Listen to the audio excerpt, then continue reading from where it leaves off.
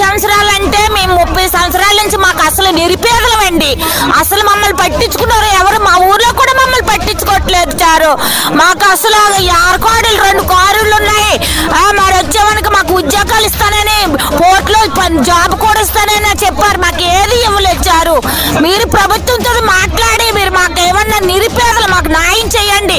తిన్నందుకు కూడా 6 నెంబర్లకు న్యాయం చేయండి. 2 6 నెంబర్లు మా ఇంట్లో ఉన్నాయి చారు. అసలు జాబులు లేవు, స్కూల్ పనులు లేవు. స్టీల్ ప్లాంట్ లో బాత్రూమ్ కడుక్కునేవాడు మా బాబు. ఆ పని కూడా కష్టపడుకొచ్చి బతికి వాళ్ళు చారు. ఆ పని కూడా తీసేశారు చారు.